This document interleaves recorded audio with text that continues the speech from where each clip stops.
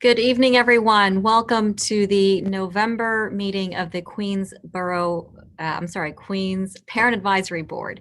Uh, my name is Sharon Lee. I have the honor and privilege to serve as your Queensborough president. We are streaming this session live on our website, queensbp.org, to ensure that all the information and resources that will be discussed tonight is fully accessible and available to anyone who would like to. We have a number of folks who pre-registered to join us in the webinar. Welcome. It's wonderful that you are joining us this evening. We hope that it is fruitful and enlightening. If you have any questions over the course of the next 2 hours, please direct them into the Q&A function of the webinar. And at the conclusion of all the speakers, we will facilitate an interactive Q&A. We know that that sometimes is the most informative for a lot of our parents in particular. We do have a robust agenda tonight. We have dedicated this evening's meeting to namely admissions, right? Junior high, high school, GNT, specialized high school, college admissions, financial aid, scholarships, grants, college savings. Tis the season. Tis the season for so many families to be focusing on this, perhaps worrying about it in light of all the uncertainties that are going on. I know that the uncertainties with regard to a lot of the admissions processes in the New York City Department of Education is providing a lot of angst for families. We do have a number of representatives from the Department of Education who will be here to answer as many questions as possible. We know that folks are feeling a certain way about the recent closure, the latest temporary closure of our schools. But as we have learned over the course of this year, especially when it comes to the pandemic, it not only matters what we do, but when we do it. And it is absolutely critical to be safer than sorry. We are at a critical juncture, especially as a city, before the rise in the cases of COVID become unfettered spread. And so everything that we do now can really make or break what the next few months look like. And I will remind everyone, we're in the midst of holidays, right? Happy Diwali, belated Diwali, happy Thanksgiving in advance. Many holidays coming around the corner. And I will urge everyone to remember to stay socially distant. We know that it's painful. We know that everyone is especially looking forward to this holiday season after such a tumultuous year. But we're asking everyone to make that sacrifice for this particular holiday season. The sacrifice of not gathering, not doing what we normally do, staying disciplined, staying vigilant. We make that sacrifice, if nothing else, to honor the sacrifices of our frontline workers, who, we can give them praise verbally, audibly at 7:00 like we used to do a few months ago. But to truly honor their sacrifices, we should make our sacrifices in the coming weeks. So thank you. I just want to recognize we've got, of course, the Queen's representative on the New York City panel for education policy, Deborah Dillingham. Good to see you, Deb. And I also want to introduce some members of my team here at Queensborough Hall. Monica Gutierrez, my education director, whom many, if not all of you know very well. And also joining us, our colleagues, Ariella Davidoff, Chris Barca, Carolina Gill, and of course, my chief of staff, Vicki Morales-Casella. These webinars seem easy, but there's a lot of work that go into it. And so I want to thank my team here at Borough Hall. And with that, I will turn this over. Oh, one last thing before we begin. The next Parent Advisory Board meeting is December 10. And our guest speaker for that meeting will be Mark Cannizzaro, president of the Council for School Supervisors and Administrators, the Principals Union. So we look forward to seeing Mr. Cannizzaro then. But until then, there's a lot to do admissions, college, high school, junior high, etc. And so, Ms. Gutierrez, please introduce our guest speakers for tonight. Thank you, Borough President. Good evening, everybody. We're going to have a terrific program tonight. Like the Borough President said, we have very important information for everybody on the high school level, on the gifted and talented level, on the middle school level, and of course, college level, and in the pocket level, of course, financial aid, grants, and how parents are going to be able to save money to pay for college for the students. So I just want to go over some of our guests. We have Sarah Kleinhandler, who is the Chief Enrollment Officer for the Department of Education. We are going to be joined later on by Deputy Chancellor Josh Wallack. He's going to jump in while Sarah's doing her presentation. And Sarah is joined by Nadija Chadia, who's the Director of Enrollment, as well as we have Stephanie Crane, who's the Chief of Staff to the Division of Early Childhood Education and Student Enrollment. Welcome, DOE team. And then to talk about the college portion of the evening, we have Meylin Andares, who's the SUNY Director of Enrollment, Management, and Student Success. And she will talk about the SUNY schools admissions process, financial aid, scholarships, EOP program, and special accommodations for students with disabilities. We also have Mark Ciolli. He is the CUNY University Executive Director of Admissions and Recruitment. We welcome you, Mark. And he's going to be talking about the CUNY schools admissions process, financial aid, scholarships, the SEEK program, and of course, special accommodations for students with disabilities. I'm a graduate of CUNY, of Queens College. So yay to CUNY. We also have, and we welcome Nicole Barnwell, who's the founder of HBCU Hub. Hey, Nicole, how you doing? And she will talk about HBCU's admissions process, financial aid, scholarships, special programs, and also special accommodations for students with learning disabilities and physical disabilities. We also have from Townsend Harris, College Counselor Jeremy Wang. And he's going to be talking about Ivy League universities, admission process, application deadlines, and how to better prepare for college. We also have from the College Board, Associate Director for State and District Partnerships, we have Marie McGrew. Hey, Marie. And she will talk about free programs available to prepare for college and the SAT, scholarships, and grants. So let me tell you, you want to stay on for her. I know it's a long program, but she's going to talk about a lot of scholarships and grants, right, Marie? Yes. And we also have Maria Rodriguez. She is from HESC, from Financial Aid Outreach Specialist, and she will talk about the Governor's Excelsior College Grant, the college savings program for those parents who want to start saving for the future of their baby, and also the loan forgiveness program, how the students can get that loan forgiven. So thank you, Maria. And we also have a very special person here, Susan Shiroma from CANDID, formerly known as the Foundation Center, and she's the Network Engagement Manager for the Northwest.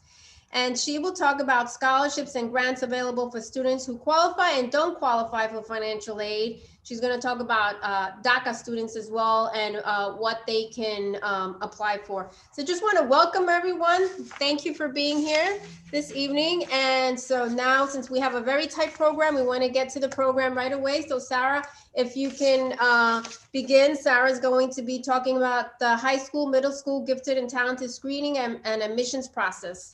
I know if you can maybe talk a little bit about the grading policy and how that may or may not affect the students' choice of school and possibly college.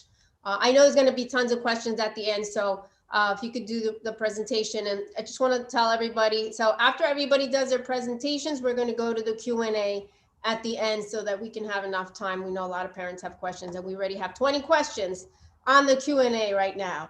So, all right, Sarah, so take it away. Thank you. Hi, thank you very much. Thank you to the Queensborough President for having us tonight and giving us the opportunity to speak with you and work with you. We know very well that families are eager for more information about admissions, and I want to share some updates with you, and then I'm happy to answer questions throughout the program. As everybody knows, due to COVID-19, we've adjusted our timelines to ensure that families have enough time to explore schools and apply once the application process opens. Right now, high school and middle school applications have not opened yet, and there will be more information in the coming weeks as to those timelines and when they will open. Additionally, to shift a little bit to the specialized high school test, we are still planning to administer the specialized high school test. It will take place later this year. We are in the midst of planning for a safe administration. Giving it later this year means that registration for the specialized high school test did not take place yet. And it will happen a little bit later this year, and there will be more to come on that in terms of timeline and date. Other components of our admissions processes, like open houses, will still take place, but there are going to be necessary adjustments to those, like moving them virtually because of COVID. While the admissions process for middle and high schools have not yet opened, we have been encouraging families to review what they can do now. And I just want to talk a little bit about what families can do now before those applications open. Families can sign up for alerts on our website, so they'll receive ongoing updates from us. They can visit our website and watch a series of admissions videos that walk families through the steps to apply to schools. These videos are replacements for some of the in-person admission sessions that we used to hold. They're very, very informative. I'm really suggesting that families do that. The benefit of the videos is that they're short and they can be easily viewed from anywhere. And families can also start to explore their options on our My Schools platform, the online application platform. And families can search for any school and learn about the offerings visiting that website. And I'm going to drop some links into the chat.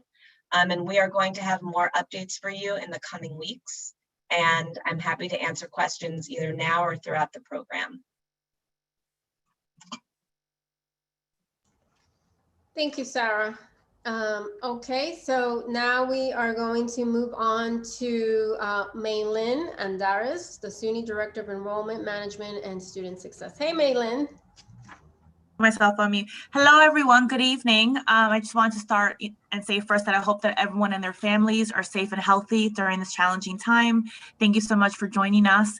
I know it's a very unknown territory that we're all walking into, but I'm confident that we can do it together and be successful. So thank you again for having me. I'm going to share my screen for my PowerPoint. Let me know when you can see it, or someone give me a thumbs up of some sorts. Yes, thumbs up. You can see. Okay. And then I'll be able to start reviewing from the beginning. Slideshow. Sorry, everyone, I miss having two screens. I know some people know the struggle being home of having one screen. So welcome again. I'm here to provide some SUNY updates. I just want to start off by saying that we at SUNY, just a little brief overview, we have 64 campuses throughout the state of New York, and we have a lot of them in Long Island and New York City. And as you can see, this is our map. I know a lot of them think, upstate, Buffalo, Albany, New Paltz, but we have some in our backyard like FIT, Old Westbury, Farmingdale, we have Stony Brook, Suffolk, Nassau, and so on. So we do cover parts of the state, and we have different sectors. We have everything from university colleges to tech schools and community centers, and it's been a whirlwind of an experience for our campuses. So during COVID, in most of our campuses, about 85% of our campuses, or 90 almost, had a hybrid model. And that meant that they went to campus 2 weeks before campuses opened, got tested and quarantined in their dorm rooms, and then went on to start classes. Their plan was to go all the way through Thanksgiving, and then end for Thanksgiving and go home, and then be home for the rest of the break, some type of remote online learning. Unfortunately, I'm sure that you've heard about our peak of cases at SUNY Oneonta and Albany, and a few cases that have increased. So if that happened, the campus did shut down and sent everybody home. If anyone did test negative on campus, then it would be them staying on campus. And if they tested positive, they would stay on campus until they tested negative prior to heading back home, right? Because we don't want to spread the disease to their family and friends while they're home. So they were able to do a hybrid. So our goal right now is shutting everything down early, depending on the spike of increases. As we know, with cold and flu season, we have encouraged our students to take the flu shot, because now with the confusion, we don't know if it's the cold or the flu, or it can be something else. So we are encouraging people to take the flu shot across the system. They had tons of sites on campus, pool testing. If they're on campus, everybody was tested weekly, bi-weekly. I'm so impressed and proud of our students trying to keep our very traditional college experience to be normal for our students and have them have that experience because they didn't have prom or graduation and all these things that we so look forward to. So we tried really hard. However, health is our top priority. So if our campuses did close, it is our plan for them to get home safely.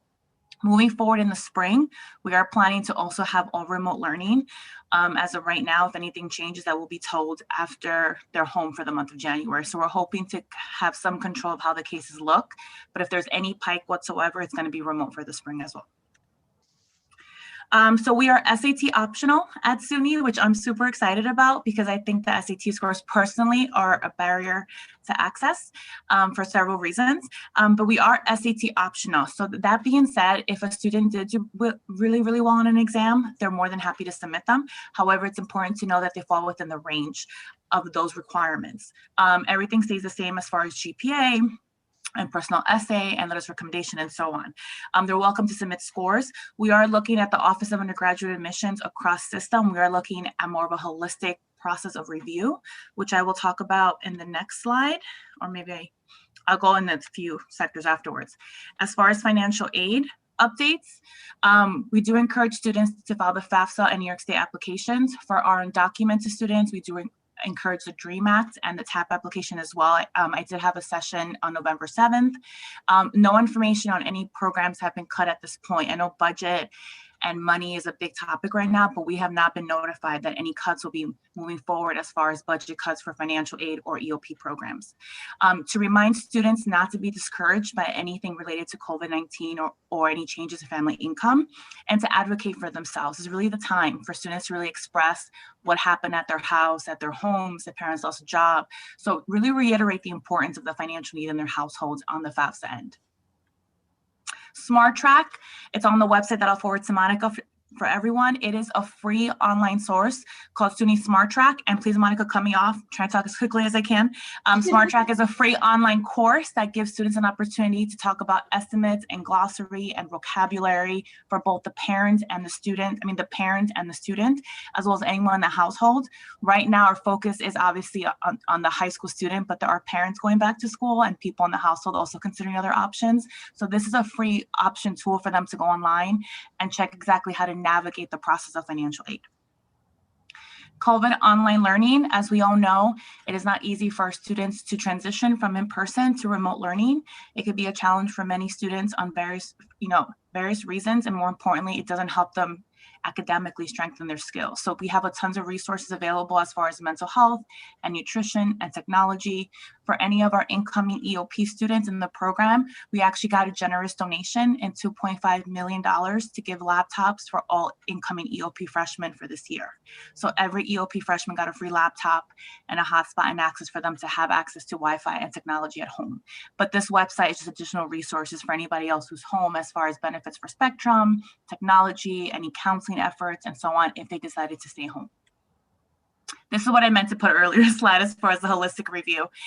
They're looking at the grade point average, at the Regents exam scores, at the academic trend, or anything, like in the trajectory.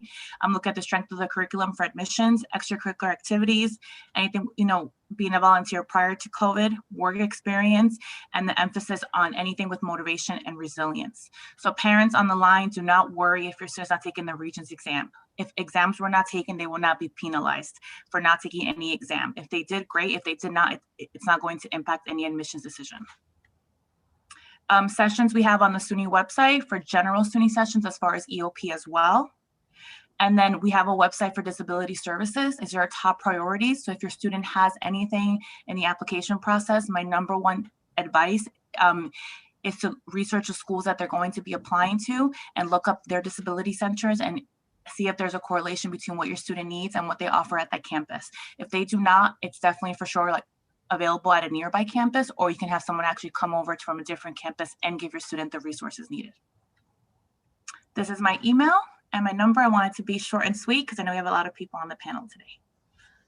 Thank you, Meylin. And before we move forward, for those of you who are just joining us, you can get the list of speakers if you go to queensbp.org/education, and you'll get the list of all the speakers this evening. I just want to also acknowledge Alan Beru. He's the Queensborough Director in the Office of Intergovernmental Affairs, Division of Community Empowerment, Partnerships and Communications for the DOE. So thank you, Alan. All right, so now we are going to move to CUNY. Like I mentioned before, I'm a graduate of CUNY. I went to Queens College. I love that school and I love the campus. So Mark, if you can talk about the CUNY universities. Absolutely. Thank you for having me. I want to echo Meylin and send CUNY's heartfelt wishes to all of your families. We hope you are safe and well. I have put some links in the chat for your reference. These are our virtual resources for your college search, and all the questions that you might have will likely be answered at these websites. And I'll highlight a few as I share my screen. Can I get a thumbs up that you are all seeing this? Wonderful, thank you very much. So I represent the City University of New York. I am the Executive Director of Admissions at the Chancery, the Office of a Chancery, which means I get the privilege of sharing the good news about CUNY and all 25 of our colleges. As you all know, we educate over 275,000 students in the New York area. And we really are a part of this city. So our experience is that of the city. And I want you to know that we stand in solidarity with you. What you need to know is that we are open for business, even if we are delivering courses virtually. In fact, 98% of our courses are being delivered virtually. Our services are also being delivered virtually unabated. So please know that we offer the full range of student services for students and prospective students as well. Now you see here that we truly are a part of the city of New York. 25 colleges in the capital of the world. Many of you, I'm sure, have seen our campuses or have visited our campuses, and we certainly encourage you to do that virtually during this time. We offer a high quality, affordable education, and we are as committed to that as ever. We believe that an exceptional education shouldn't empty your pocketbook. So you see there that we are very affordable at our four-year institution, $7,000 a year, and about $5,000 a year for our community colleges. 65% of our students attend tuition free, and 3 in 4 graduate debt free. We know that during this time when the economy needs a boost, it is very important that you keep cost and value in mind as you pursue your education. And we certainly offer that value. We, of course, have the full range of support networks for you. Monica mentioned the Seek and College Discovery Program. This is CUNY's Educational Opportunity Program. It's a comprehensive support program for students who qualify. So please look into that if you think you qualify. Every student that applies to CUNY is considered for the Seek or College Discovery process if they meet the financial requirements. We also offer honors programs that I think you should all be aware of. One in particular, the Macaulay Honors Program, is one of the most prestigious four-year college programs in the country. And there's an update that you should note about this program. This year, the Macaulay deadline has been extended to December 8th. So keep that in mind if you're looking to apply to our Macaulay Honors Program. And you can certainly apply to CUNY at any time. In fact, I would encourage you to spend this weekend applying if you haven't already. You can apply to up to 6 CUNY colleges with 1 application. And if you are a member of the DOE and qualify for a fee waiver, we have distributed over 45,000 fee waivers to the DOE for distribution to students in need. We're happy that that program was not cut, and we want to thank the mayor publicly for his conscientious efforts to support that program. Now I want to just spend a few minutes talking about our response to the pandemic, because I think it's important to know what you can expect as a student at CUNY. We very rapidly made the transition to distance learning. As I said before, over 98% of our courses are delivered online. That will likely be true for the spring as well, although we haven't announced that officially. So unless something changes, we will provide remote learning through to the spring. All students who are in need of either a laptop, a tablet, or a MiFi device were provided that in the spring. It's very important to us that even students who need access to those devices have them to continue their education. Our food pantries have never closed. Many of our students are food insecure. And in fact, if you attend one CUNY, you can go to any CUNY food pantry and receive the support you need. I'd also like to point out that we are helping our students who are in financial need through a number of measures, some federally funded, but more importantly, the Chancellor's Fund has distributed over $17 million in the past 6 months to students in need. Many students who are undocumented at CUNY received this support as well. So none of our students from anywhere go without. It's very important that we support our students, and you should know that. We've also allowed students the option of taking credit or no credit with their coursework during this time, and that's a policy we may continue into the spring as well. So stay tuned there. And now I want to sort of close out the presentation by directing you to a few resources that we have developed to help you virtually find your way to CUNY. The first is the new student enrollment guide, and I'm going to just show you a demonstration of that here. This is a one-stop shop where you can have all your enrollment needs met at CUNY. Admissions, financial aid, advisement, registration, transfer students, support programs, and then links to every college underneath the CUNY banner, virtual tours, and so on. The next resource I'd like to show is our How to Apply page. This is a newly revamped page that we think is a little more intuitive and will be helpful as you apply to CUNY and beyond. I also want to point out that we have also redone our application review page. Now, you may be asking, why did we do this? Well, because we have a new way of reviewing applications in light of the suspension of SAT and ACT in our admission process. This is known in the business as a test blind admission policy. So let me repeat that. We do not require the SAT or the ACT to apply to CUNY, nor will we use it in the determination of admissions if students send it to us. So I encourage you to go to this page, and then also this page, our temporary suspension of testing website, to answer all your questions on how that matters for your application review. And then the last resource I'd like to point out is an application tutorial. This will take you through the CUNY application and show you all the ins and outs and pro tips you will need to quickly and thoroughly complete your admission application. With that, I want you to stay in touch. Know that we are available on phone and via email. And of course, you can always contact me as well. I'll share my information in the chat when I'm done. Thank you. Thank you, Mark. I just wanted to add, does the CUNY universities, do they still have the nurseries for those students who have small children? I believe they take kids who are 2 years and a little bit older. That's correct. So we have child care centers at all of our campuses, and those child care centers remained open even during the pandemic to support our staff and our students who were in need. Thank you, Mark. And Meylin, so for those of you who are tuning in, Meylin is from the SUNY, from the State University. Does SUNY have nurseries also for those students who have children? Absolutely. In addition, we offer a stipend if they're home remote learning, for a stipend for like a nearby daycare center if they're open to help them financially. So if they're home remote learning with a daycare center and there's a place close by that's safe and open, it's totally fine for them to leave their children there. It's a stipend offered through SUNY as well. I also wanted to add, because Mark reminds me, about food pantries and undocumented students, in which we also offer at SUNY as well. Great. Thank you, Meylin. Thank you, Mark, again. All right, wonderful. So now we are going to move on to Nicole Barnwell. She's the founder of HBCU. She's the founder of HBCU Hub. And I just want to mention that our new Vice President, Kamala Harris, she is a graduate of an HBCU, Howard University.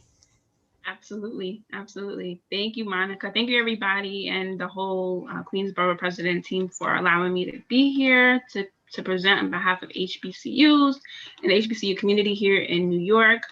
I'm going to share my screen and present. Let's see.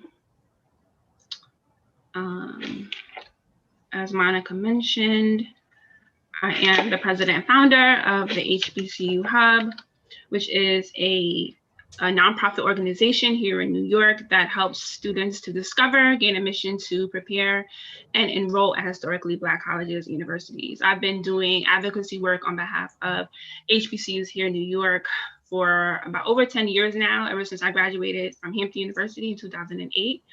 I've experienced every angle of the recruitment process, from actually being recruited as a HBCU student from New York, to actually recruiting on behalf of the university, to actually hosting HBCU fairs and organizing HBCU events, and now establishing an organization to ensure that students are being educated and supported in their HBCU goals, endeavors, etc.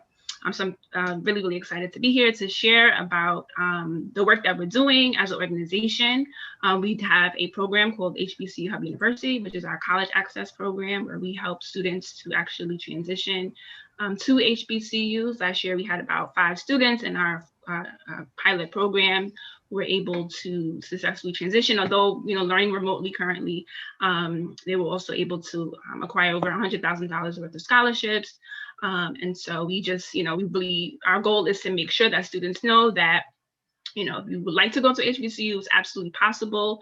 And we as an organization are here to support that.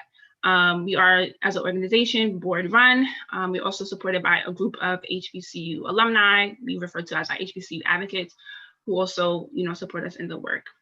We host events, presentations such as these, all for the purpose of educating students as well as parents and families about historically Black colleges and universities.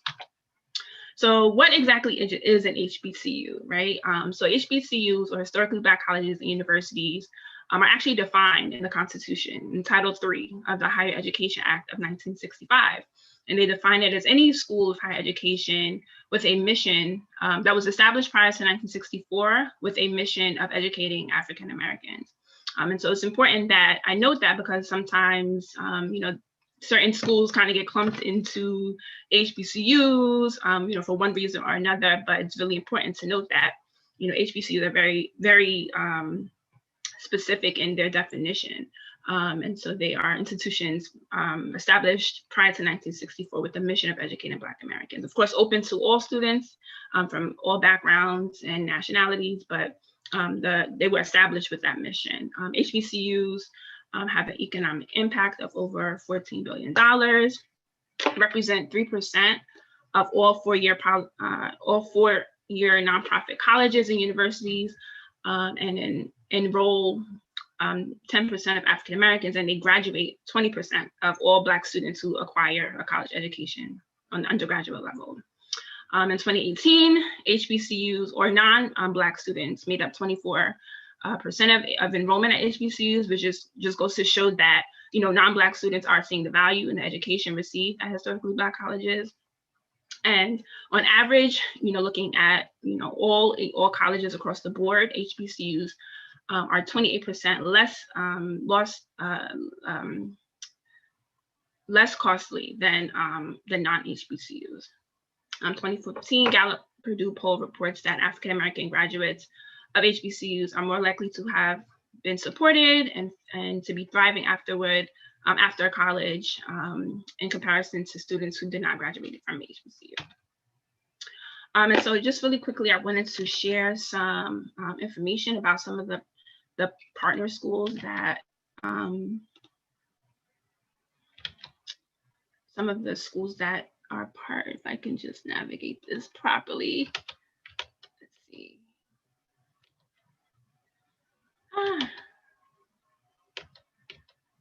Sorry, I'm a Google Meets person, so I might just skip this.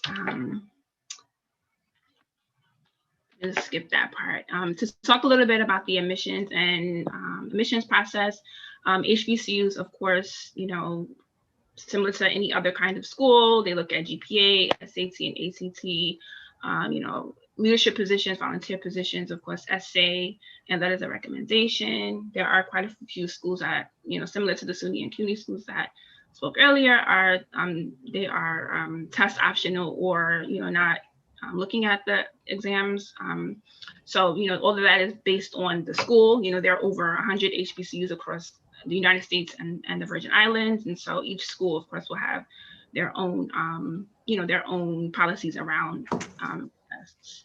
And as it relates to different or alternative methods of applying to HBCUs, of course, most accept applications online, but there are also HBCUs that accept the common application, as well as the Black College Common App, which is a resource for students who are interested in applying to more than one historically Black college at a time. The Black College Common App is an application that allows students to apply to 35 different HBCUs. So that's just something that I like to mention to help, again, streamline application process for those families or students that are interested in applying to HBCUs. Another way that I would suggest for New York students, especially considering there are no HBCUs in New York, all HBCUs are out of state. And so, I would suggest for students to look for on-site admissions programs where university reps come, they come to different programs such as the Black College Expo or the Malcolm Bernard HBCU Fair, and they actually give same-day decisions. And so that's always, ideal way to connect with counselors, considering HBCU admissions counselors do not come to New York often. And this year, of course, has been unique because everything's been virtual. So there have been a lot more opportunities for students to connect with HBCU university reps. But generally speaking, on-site admissions, when we're doing in person, they are an ideal method of applying to HBCUs. Of course, HBCUs also offer summer bridge programs, which are for students who may not have all the requirements for the school that they're looking to apply to. HBCUs offer bridge programs where students can take a certain number of classes, and based on their performance, they'll be admitted to the school. So these are just some options as it relates to like recruitment and admissions that is good to be aware of. Most HBCUs, as it relates to students with disabilities, considering HBCUs are federally funded, they all are required to be 504 compliant. They all have offices that deal with and that accommodate students with disabilities. As it relates to scholarship and financial aid, of course, all HBCUs and all schools, they funnel all of their financial aid activities through the FAFSA. Although, there many times at HBCUs is limited, for institutional aid, there are many scholarships that are available to students. The goal and a lot of the scholarships are merit-based. So, when it comes to GPA and SAT scores, those are always going to heavily, play a part in whether or not a student is awarded an institutional scholarship. But we also always encourage students to look into Alumni Association scholarships. The United Negro College Fund is an awesome resource that is, one of the top scholarship websites for students of color to access different opportunities for funding, as well as Thurgood Marshall College Fund. Of course, private scholarships on, My Scholly, to, of course, College Board, and the like, where, students can search to look for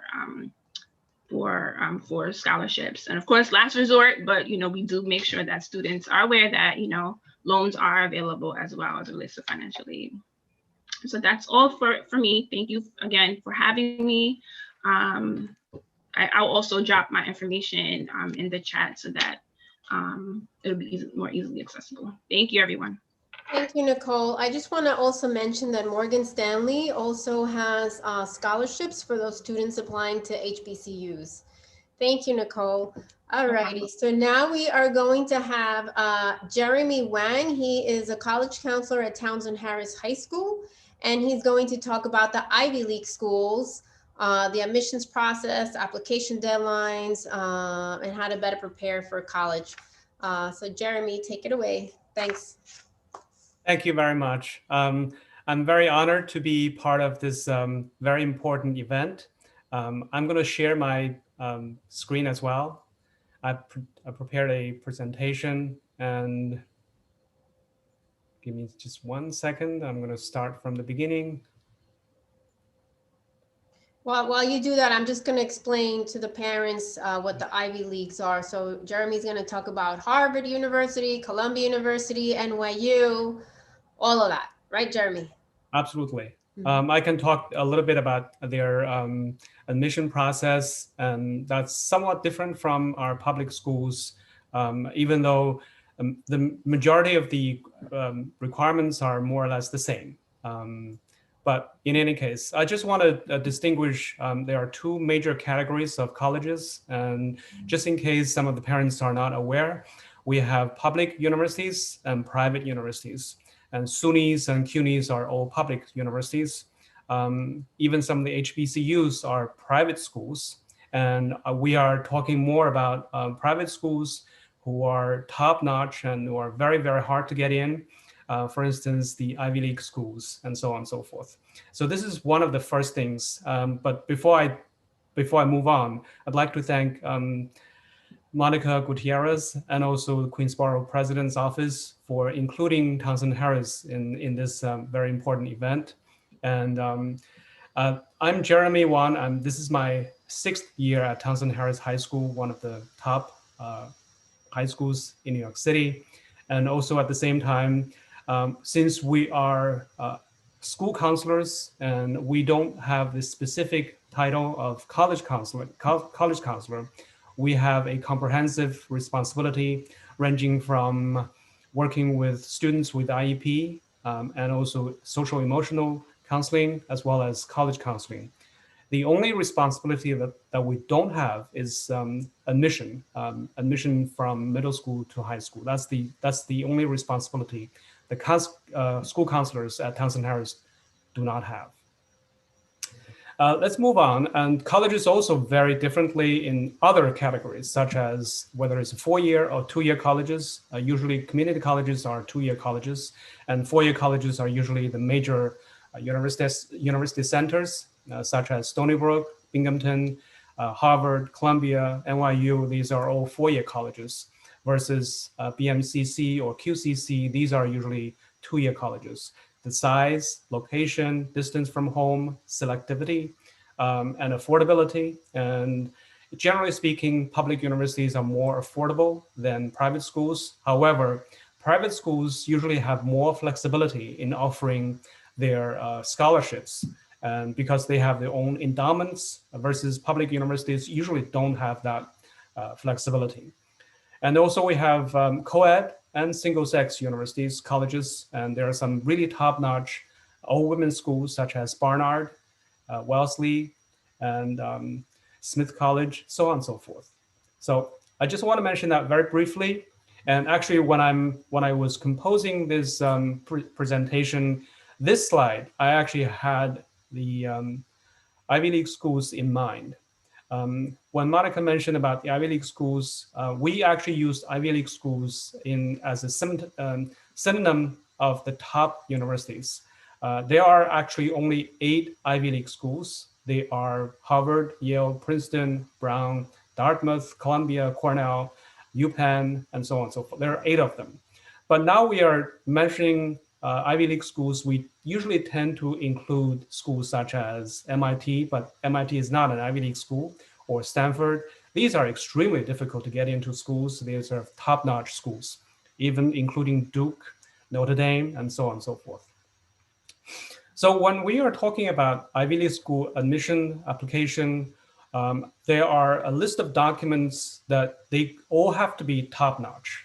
It's not just one is standing out, the other one is not.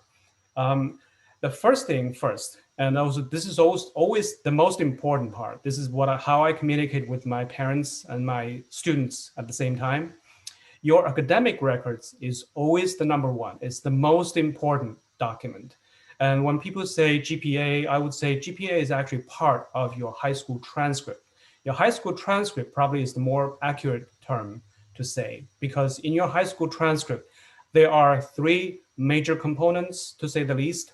One is your GPA. That's the easiest thing to spot. That's the overall average. Usually in New York City public schools is the overall average. The second part is the rigor of your curriculum. Did you take advantage of the challenging classes that are available at your school. For instance, at Townsend Harris High School, we have about 25 AP classes. It's not the most largest number at other schools such as Stuyvesant and Brown Science. They probably can offer more AP classes because of their number of students, and so on and so forth. The rigor of the curriculum is the second part. And the third part would be the trend of your progress from 9th grade on to 10th grade to 11th grade. How did you progress? Did you become a stronger student? Did you stay as strong from day one? Or did your grades fluctuate? Because when you present your transcript, you have, by the time you apply to colleges, you have 6 semesters in your transcript. If you put the averages of the 6 semesters in the scale, you should be able to see 6 dots. And if you connect the 6 dots, you get a line: up, down, flat, or zigzag. The second part would be it should be considered as part of your academic records. That is your SAT and ACT. Although SAT and ACT have become completely optional in all colleges, including all the Ivy League schools, including Harvard University. And at the end, I'm going to say something about what's different in this year's college admission process. And college essay is also a very, very important piece in terms of Ivy League school admission, because the Ivy League schools are looking for intellectuals, deep thinkers, and characters, and so on and so forth. So this college essay is not a simple description of what you did, how you did it. It is actually, it's a self-analytical essay. How deep did you deal with yourself? How much can you demonstrate you are such an intellect in the making? So the Ivy League schools pay really close attention to this, in addition to your writing skills, of course. Extracurricular activities. In this area, we are looking more at qualities such as leadership, athletic, artistic, and all other things. It could be everything. It could be something that really stand out. And also another document that are very important would be your counselor and teacher recommendations. These are usually required by the Ivy League schools, and most of the Ivy League schools would require 2 classroom teacher recommendations. The teacher recommendations usually should focus on your junior year and senior year and keep it balanced. You have a teacher from the humanities subjects, such as English, history, and language, and another teacher from the other subject areas, the STEM, science and mathematics. So that would be a balanced recommendation. And usually the Ivy League schools want to see how you performed in both areas, because we all know that the way you learn humanities is different from the way that you learn STEM. So this is the slide that I really focused on, the Ivy League school admission, and this is what they are looking for, and so on and so forth. And again, the test scores have become optional this year because all the SAT, ACT have been canceled by and large. The only school that offered SAT exam, as far as I have heard, is the Horace Mann in Upper Manhattan that offered a September test. I don't understand why, but they did it. And also preparation for college. It's never too early. All 4 years are very important. And every year you do something different. You progress, you actually make improvements in your classes. When you become more mature, you take on more responsibilities. So junior year and senior years are actually more important in terms of your records. And also at the same time, junior year usually marks the beginning of your college selection process. And applying to colleges, when do you apply to colleges? A student will apply to college in their senior year, in the fall semester of their senior year. Common application is the most common application, even though CUNY schools don't necessarily use common application, especially if you apply to Macaulay Honors, they still do not use Common App. They rely on the CUNY first application. And Like Mark said before, you can apply to CUNY schools with one shot, with 6 schools in one shot. And also you apply to a variety of colleges. Some are your reach schools, some are appropriate school for you and would be easy for you, somewhat easier for you. And also there will be a group of schools that will more or less give you a guarantee to be accepted so that you don't fall through the cracks. And also apply to a number of the appropriate number of colleges. Usually we would recommend our students to apply to somewhere between 8 and 12 colleges at the same time. Application deadlines. This is actually one of the areas that I'd like to spend half a minute on. There are early applications such as early action or early decision. They usually, the deadlines usually fall in the beginning of November. So we are already in the middle of November. So early decision, early action deadlines have by and large been over. And regular decisions are usually ranging from November 30th. That's the University of California. They have their dates set there. And our CUNY Macaulay Honors, they used to be December 1st. And this year, it's been pushed back to December 8th. And also we have the general regular application deadlines by all the competitive schools. They usually fall between December 31st and January 15th, and some can be as late as April 1st. So those are the differences. And early decision, early action, early decision is binding. So when you apply early decision, you have to sign an agreement. The agreement has to be signed between a parent, a student, and also your guidance counselor at the school. And required documents also vary. I give you a list of required documents before, so I'm not going to repeat that. And student is actually the driver in this process. You are the main character, main person so there are 4 parties who are directly involved in a student's college application paperwork: student, parents, teachers, and counselors. I'm not going to go into the details because of the time. I'm going to go into other things very briefly. What's different for the class of 2021? And a class includes all Ivy League schools are no longer requiring SAT or ACT test scores. And extracurricular activities are severely limited because of the COVID. And also I actually have a document that was a collective statement by college admission deans, care counts in crisis. This was actually published by 315 college deans on June 29th of 2020. There are 5 major components. 1 is self-care. 2, academic work. Service to others is number 3. Family contribution. And number 5 is extracurricular and summer activities. So academic work, I just want to say very briefly, it's how you're engaged in learning rather than having 500 AP classes in your transcript. How well did you engage in your learning? And also extracurricular and summer activities. Actually, the first statement in this component, it says, no student will be disadvantaged for a lack of such activities. So just relax. And the colleges are also aware. They are not in ivory towers.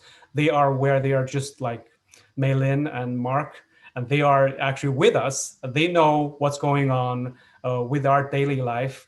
So we should actually look at ourselves very, very importantly, very, very keenly, and deal deep into our own intellectual ability and write out a very beautiful college essay and present yourself that way. And in Common App this year, there is also an optional question regarding COVID-19, how that pandemic affected you. And we know that this any pandemic or any human disaster can actually have a long-lasting impact on a person's life. And so in this Common App, they give you a word limit of 250, explain how this pandemic affected you in what particular way, rather than talking about anything else, rather talking about how the political scene is what's going on. You should focus on yourself, how this pandemic affected you, the applicant. That is actually very, very important. So these are the most outstanding differences that is actually affecting the current seniors or the class of 2021. I guess my presentation is here. I'll stand by and I'll wait for questions. I'll be happy to address them. And thank you again. Thank you, Jeremy. I just had a thought with a lot of the students going remote. Are there any discounts? I love discounts that the colleges are giving to parents, because college is expensive. So I was just wondering, maybe if SUNY, CUNY, the private schools. Yeah, absolutely. HBCU is definitely discounted their tuition for sure. What about SUNY? Am I off mute? Yes. So we are not as far as tuition, but similar to CUNY, some of our student fees are being discounted. But if you are remote learning, it's no charge for any room and board. So it's not included in your overall expenses. So if you are going to be staying home, it's not charging you for the room and board, which as SUNY is like our most expensive piece is the room and board. But tuition is staying the same, but there are discounting other fees. It's the same. I think it's the same in the Ivy League schools. I have some students who are attending Harvard and UPenn. They are actually staying home, so they are not charged with room and board. That's good. That's a discount. I love discounts. I don't know if Mark, if you want to add anything. I know Meylin already. Sure. Yeah. Similar to Meylin, we have cut some certain fees that were incurred when students were on campus, and most of our students live at home anyway.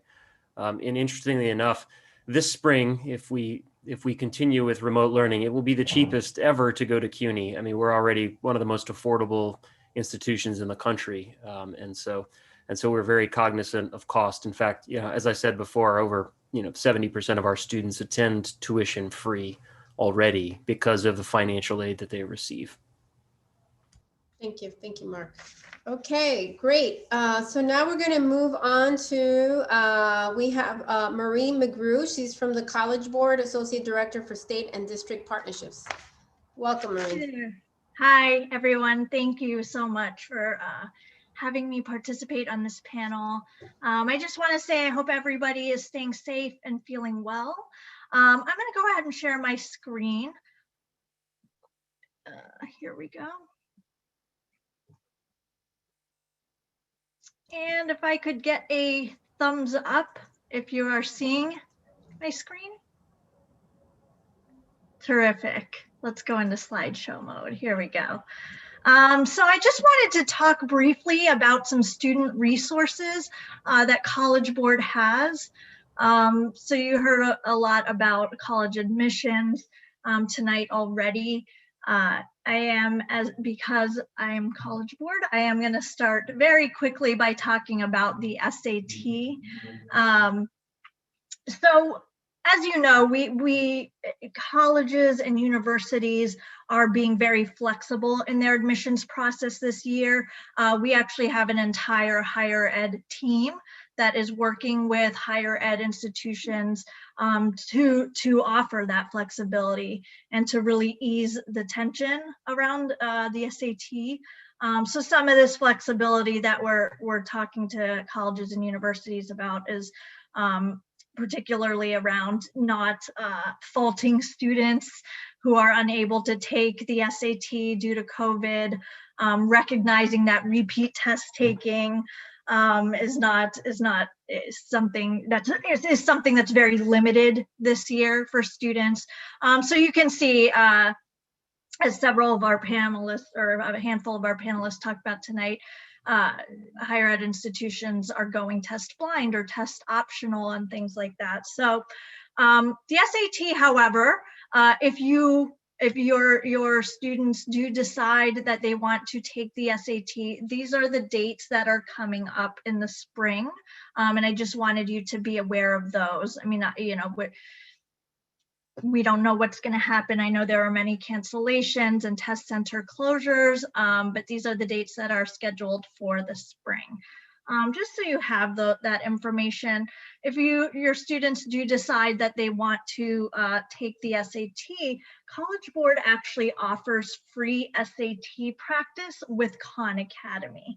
So Khan Academy is a nonprofit organization that we partnered with about 3 or 4 years ago to help sort of level the playing field for students. It's available to all students. It's completely free. So students would go to satpractice.org.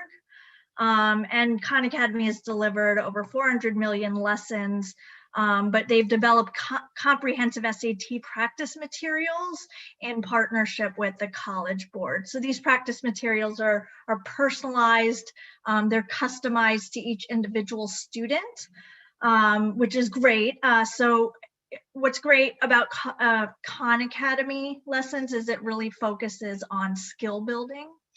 So the way it works is like if a student takes an assessment like the PSAT, the student can actually go into their College Board account and then link that with Khan Academy. And by linking College Board and Khan Academy accounts, the Khan Academy is able to use the performance data from the assessment to create a personalized learning roadmap for the students. So this is a kind of a visual snapshot of how that works.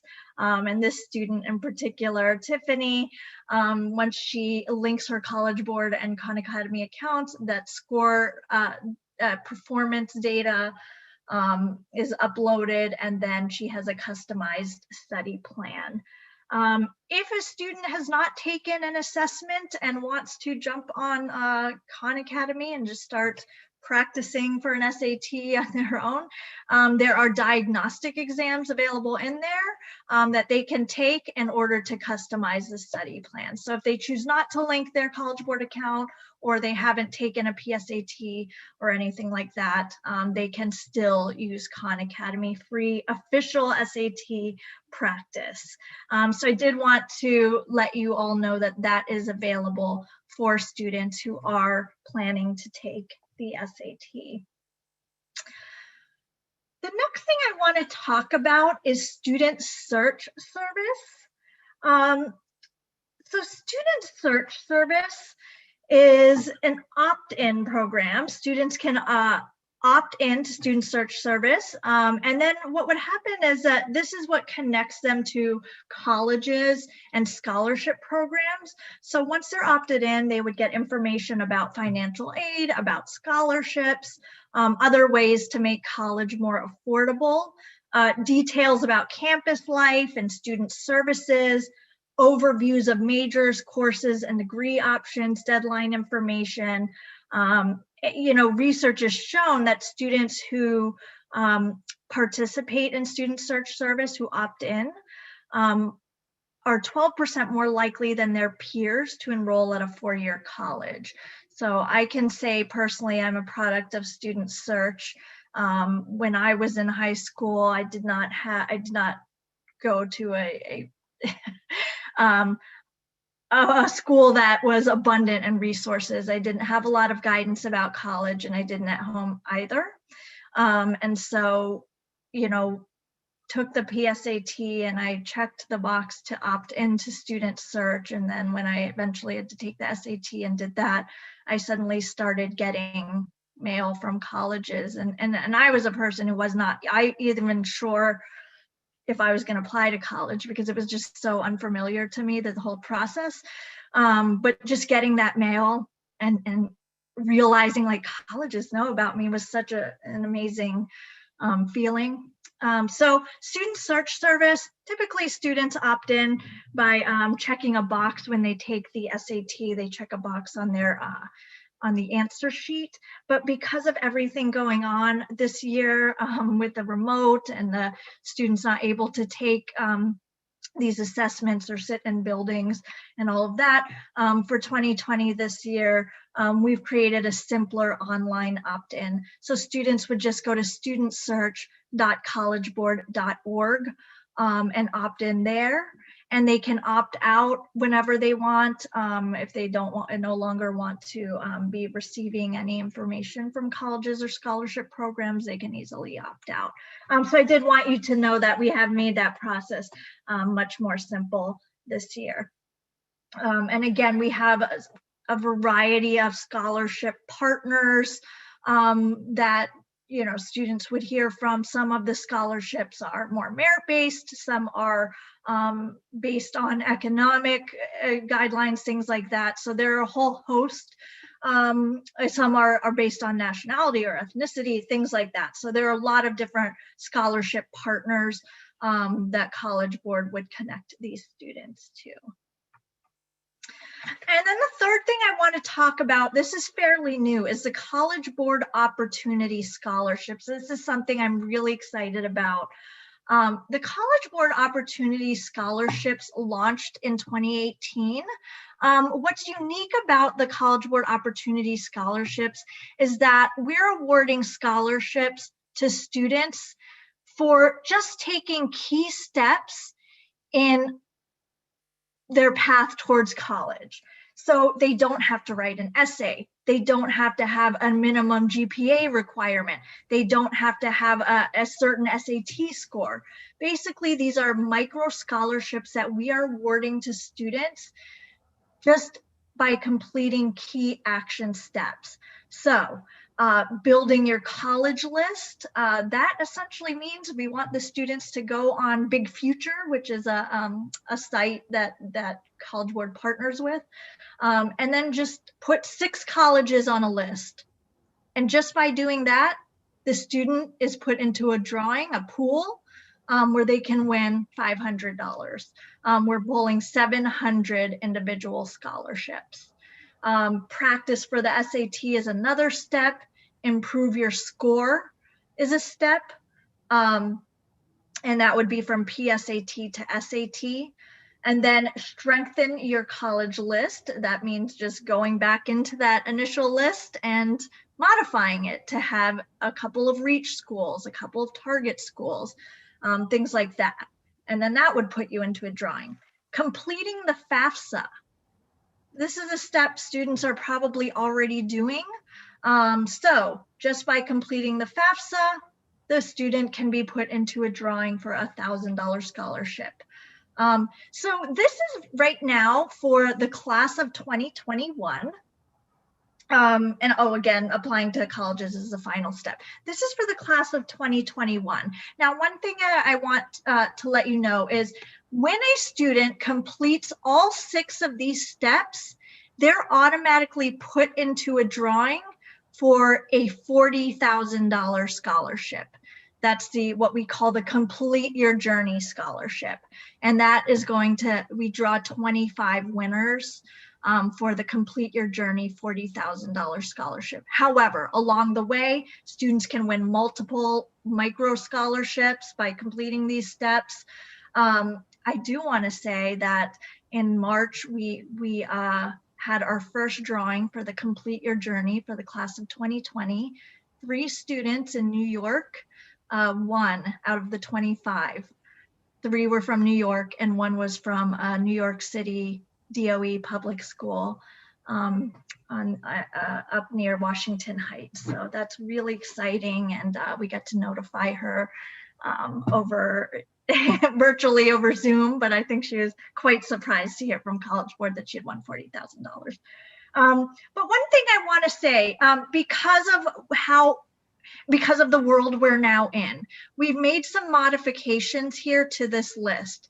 So the Improve Your Score Scholarship. Now, normally that would be the student would have to have taken a PSAT or an SAT and then take it again to be eligible for this particular micro scholarship.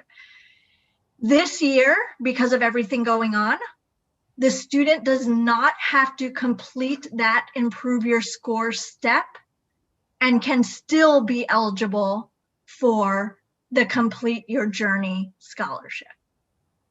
So even though they would not complete that particular step, we would consider them completing all steps this year. The other thing is with the Complete the FAFSA. Now we understand that some students aren't able to complete a FAFSA for a variety of reasons. We want these scholarships to be open and available to all students. So if for some reason the student can't complete the FAFSA, when they opt into the College Board Opportunity Scholarship Program to start completing these steps, for that step, they can just check a box that says, I'm not able to fill out the FAFSA. And then that is considered complete, and they would still be able to be in the pool for the $40,000 scholarship. So those are two steps that are not required necessarily for the $40,000 scholarship. This is the calendar, kind of how it works, just to give you a little bit of insight and how we're drawing winners. So right now, the completing the FAFSA is kind of the big one that students are focused on right now. As you can see from this calendar, this timeline, we're drawing 200, well, we drew 200 winners last month. We're drawing 200 winners this month, another 200 winners in December, 100 winners in January, and 100 in February. So those are each individual scholarships. I can tell you right now, so far as of this year, counting this month, counting all of last month, we have not pulled November yet.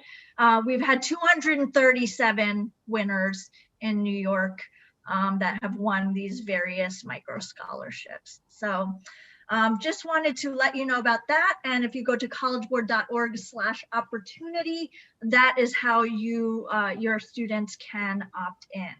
So those are the three big things I wanted to talk to you about. Thank you so much for joining. And obviously I will be sticking around for any questions. Thank you for having me. Great. Thank you, Marie. I just wanted to add also for the parents, right? I know college is a very expensive time in your child's life. And there are options in college that are really not well known. And what I'm going to talk about is that students can do double majors for the same price. So when your child starts college, try to look into having a double major, and what it is, it's like a concise amount of credits for the same amount of money. And in this market, that just makes the child more marketable. So maybe they can do a major and a minor. That is always helpful. I know I have double majors, and I majored in political science, and I majored in communications, and I've worked for television in the news department, and I've worked for government and policy for many years. So that just makes you more marketable, and that's what you want. Especially, when we have different economies, as you know, when the economy's good, great, but when it's not so great, and right now there's budget cuts everywhere, you want to make sure that your child is very marketable. So please look into that. Also, I want to add, it's important when your child is in college to do internships, because once they graduate and they apply for a job, they are going to require experience. So even if they say, oh, it's entry level, they require some sort of experience. And what kind of experience can you get for a student who has no experience? And the way to do it is through internships. I know of people who graduated college, did not do any internships, and have spent a good number of years looking for a good job.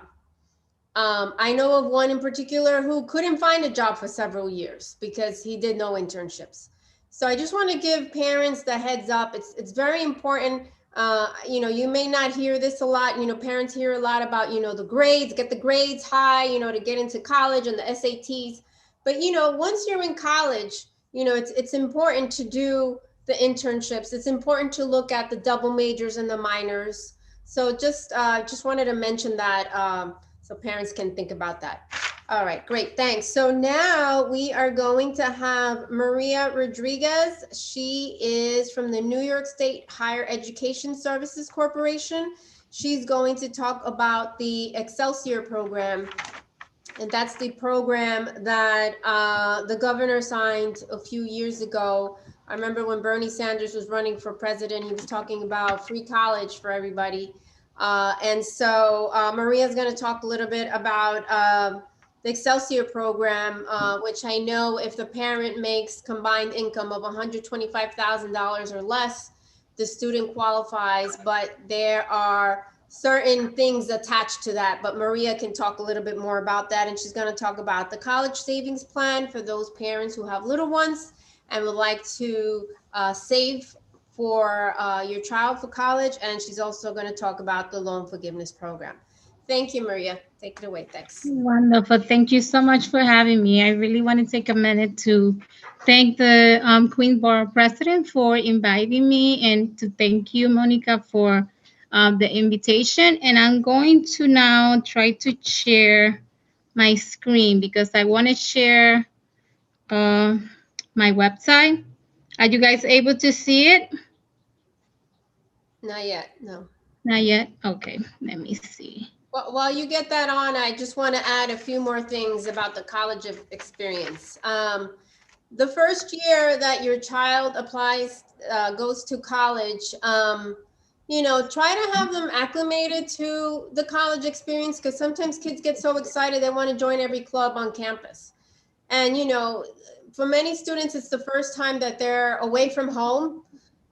So my advice to parents and for students is wait on joining the clubs. Maybe you can, you know, go to their events, but if you want to run for office for those clubs, wait at least a year until you really know how the college process is, because you don't want your grades to suffer. Because I know, you know, in college, some of these events that they have are really wonderful and kids stay behind and miss class. So if you are not disciplined, the child's not disciplined, you know, they can run into issues. So that first year of college, they should not join anything. And I would say maybe the second, third year, they can run for you know, college president, student college president, and everything else. But other than that, that first year should really be dedicated to getting used to that college experience, especially for those students who it's the first time being away from home. Okay, great. So Maria's ready. Thanks. Monica, can you see my screen? Yes. Okay, wonderful. So I'm going to tell you a little bit of who we are. So my agency is the New York State Higher Education Services Corporation, and we are the state financial aid agency that administer, or our main task is basically to administer all the New York State financial aid program. We currently administer about 27, 28 programs, including TAP and the Excelsior and loan forgiveness program, in addition to the saving plan. But in addition to that, our agency also conduct financial aid presentation. We try to provide information to students and parents about the financial aid system, the programs that are available, and the application process. Okay.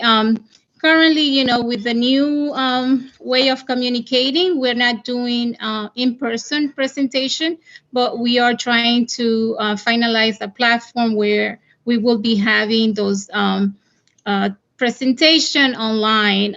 But we are working with different high school where we are presenting on financial aid program, how the system works, basically. So please, if you are interested in getting more information about the different programs that we have, please visit this website. And as you can see, we have more than 27 programs to help you pay for college. And I'm just going to take, I know that this is not on the schedule for today, but I just want to tell you that a little bit about the New York State Tuition Assistance Program. It's basically a New York State need-based grant program, and it's a grant that you don't have to repay after receiving it. So it's free money. And basically, TAP is awarded to help cover tuition-only costs, okay? And it's available for students who are attending full-time or part-time in a college that is located in New York State. Currently, the maximum that a student can receive is $5,165 per year. And the qualification on that amount will depend on the family financial situation. So whatever information you input in your application, it will determine the amount that you will receive. And now to talk about the Excelsior Scholarship. This is basically a scholarship that provides full in-state tuition for students attending SUNY or CUNY. And the scholarship is will deduct any amount that you receive from Pell, TAP, or other financial aid program that cover tuition, okay? One of the key factor in order for you to be eligible to receive this program is that you will have to, like your family, is the family income. The family will have to be making $125,000 or less. Basically, the student will be need to take 30 credit per year. So it has to be a full-time student. I'm sorry. And after graduation, the student will need to stay in New York for the same amount of year that the award was given. So it's not for 4 years. Yes.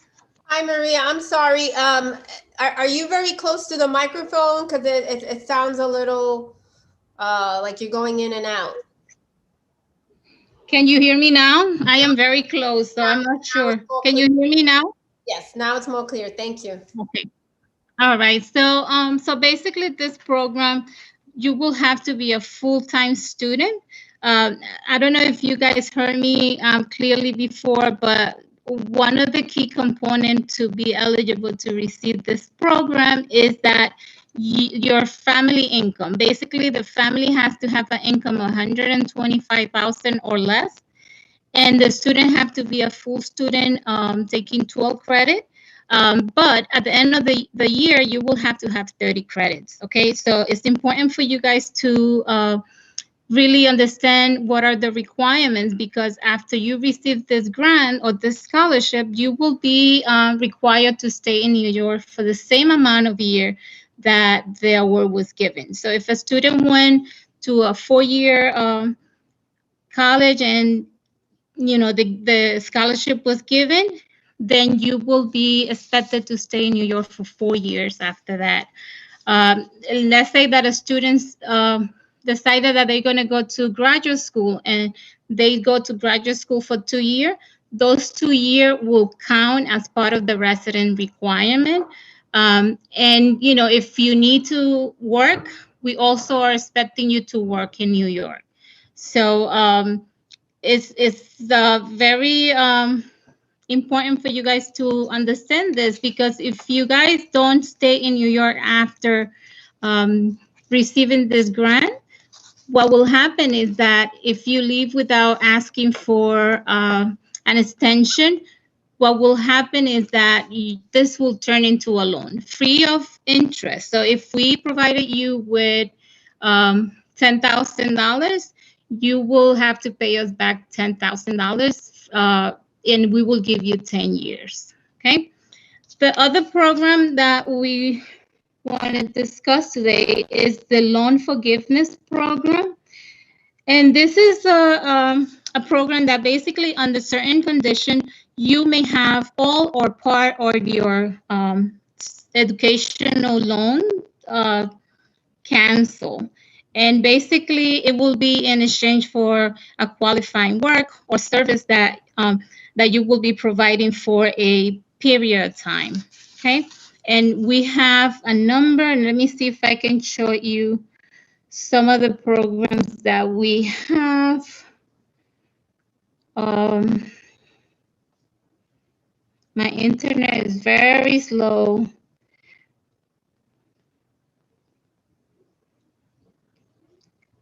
It's not, I'm clicking and it's not going.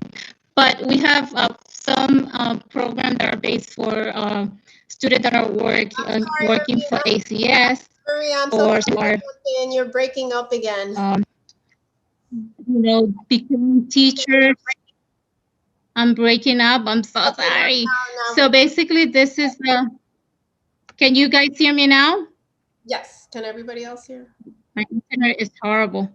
So basically, these are some of those loan forgiveness program. As you can see, you can go and see if you're interested in them, but they are very great. And one program that I always tell students and family to really look for is the New York State Get on Your Feet Loan Forgiveness Program, because this program is for students who graduate college and are making 50,000 or less.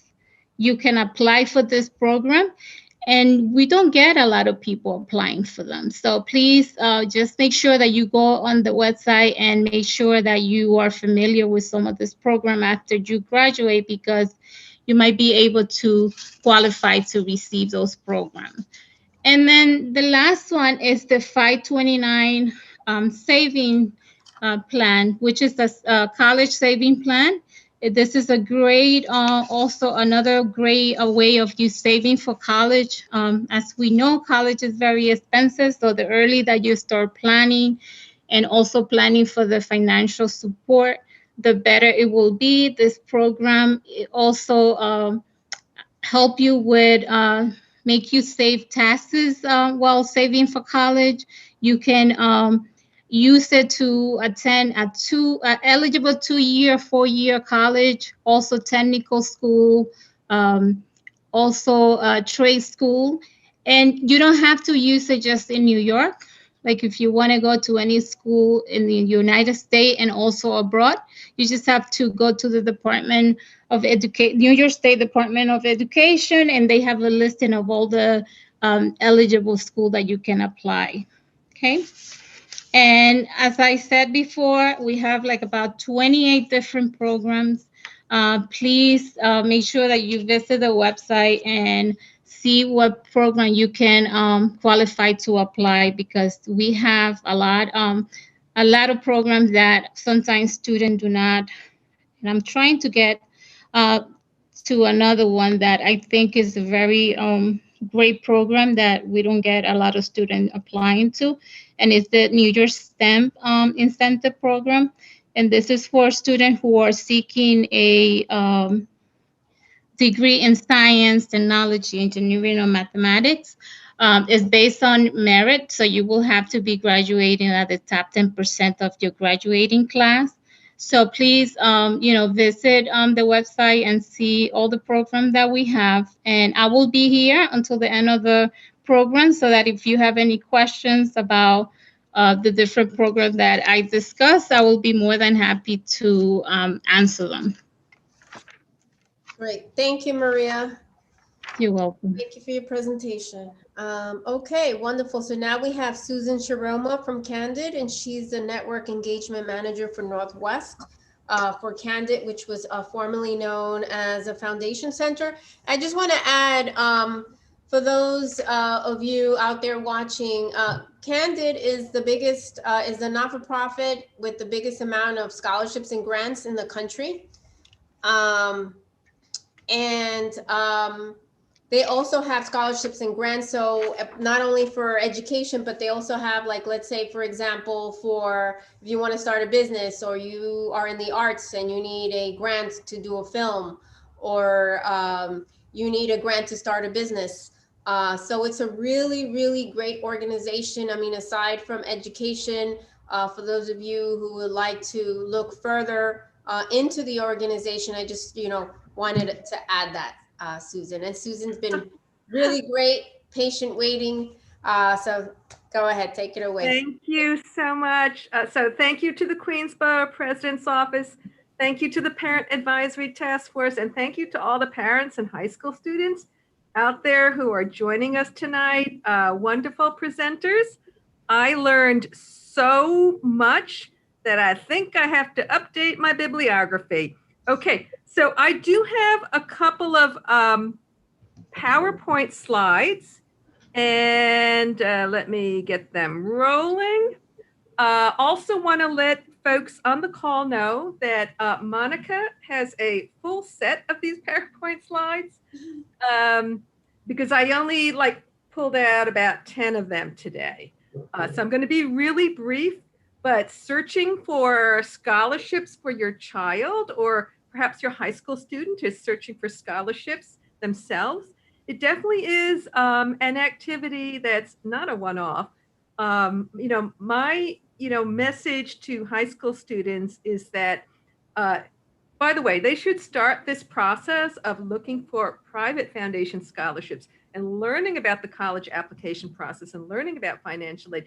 They should pretty much be starting that in the earlier high school years. I always tell high school students I meet that they should start looking for private scholarships, as well as finding out how to fill out the FAFSA form by perhaps the sophomore, junior year at the latest. So part of my presentation today is kind of a subset of actually a 90-minute class we teach called Finding Foundation Support for Your Education.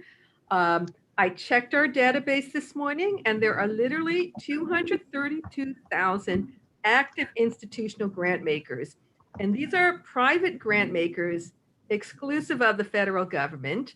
So it does comprise the bulk of America's private foundation community.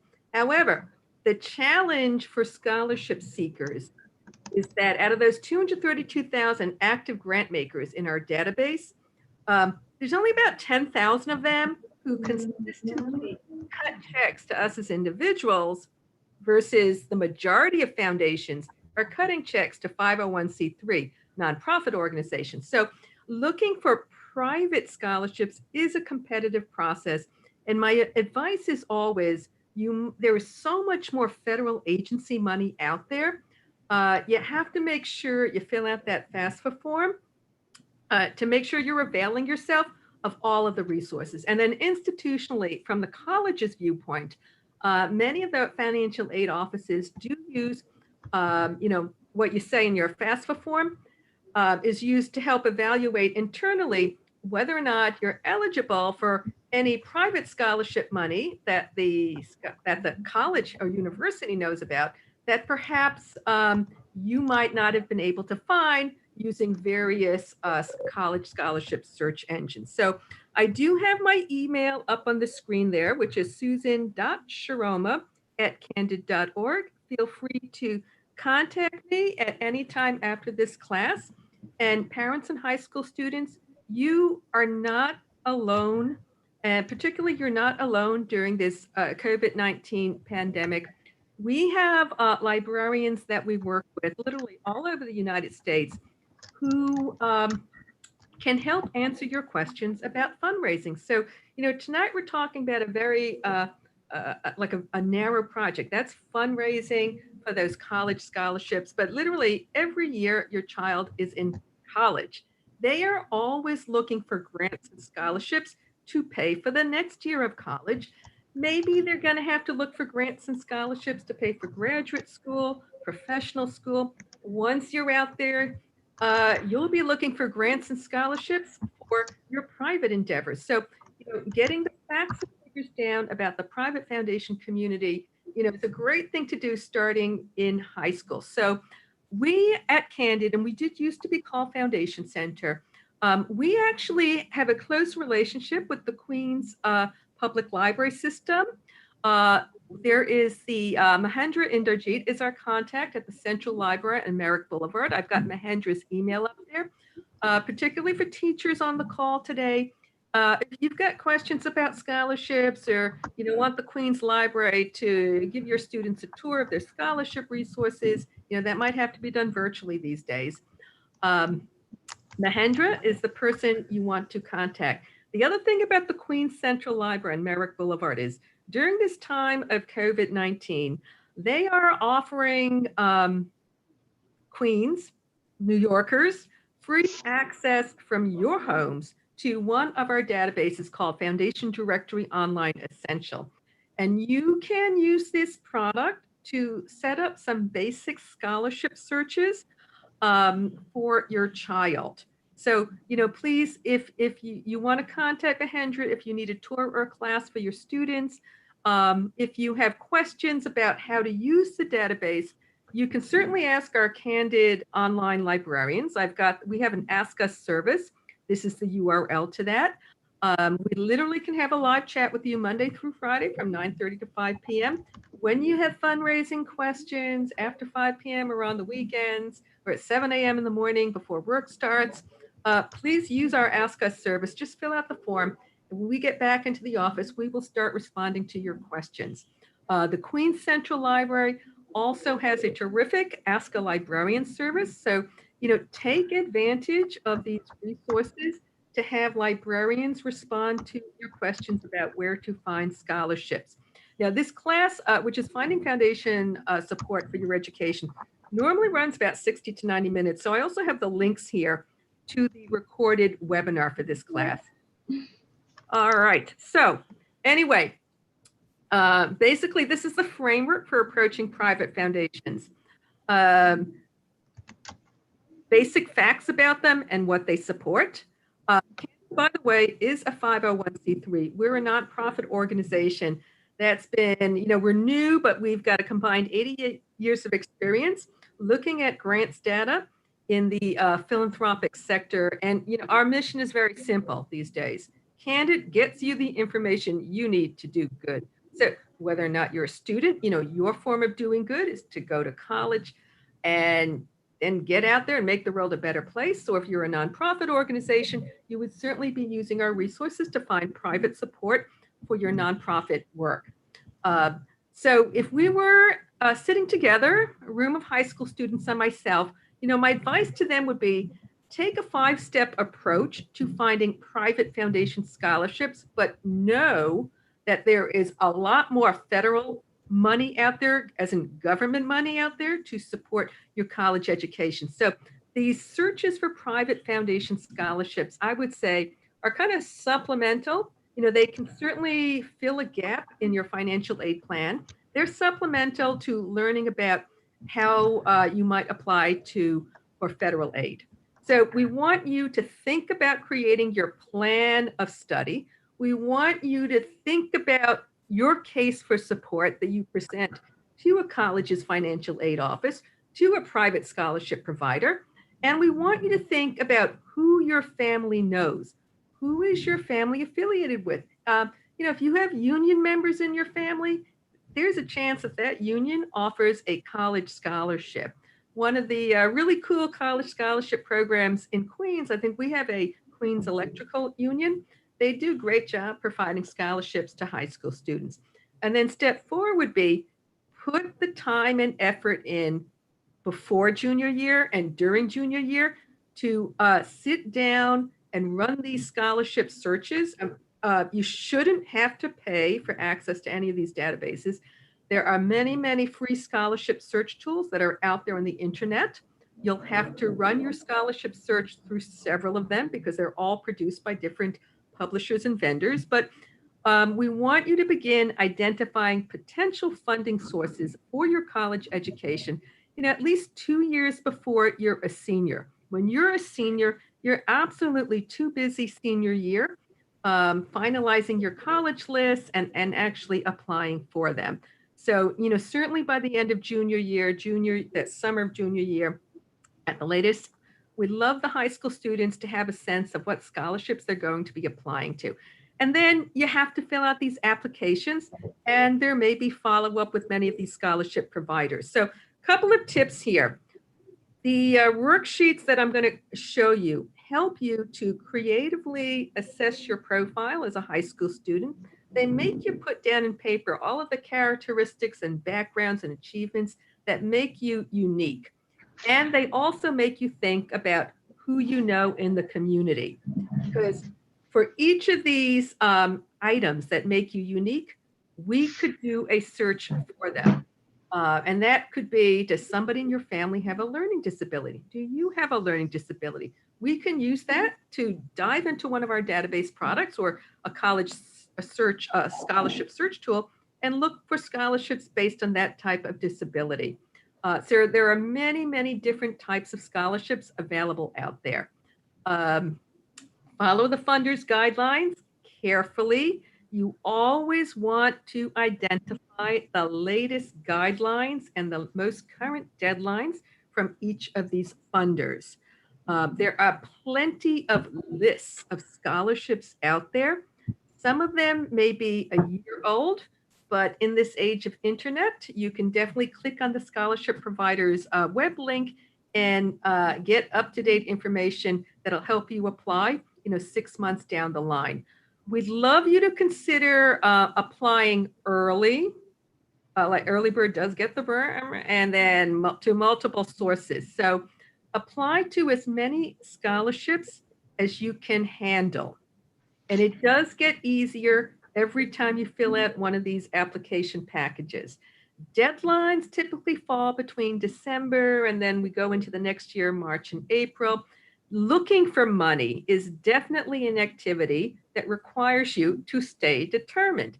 And again, you have to look for money when you're a freshman in college.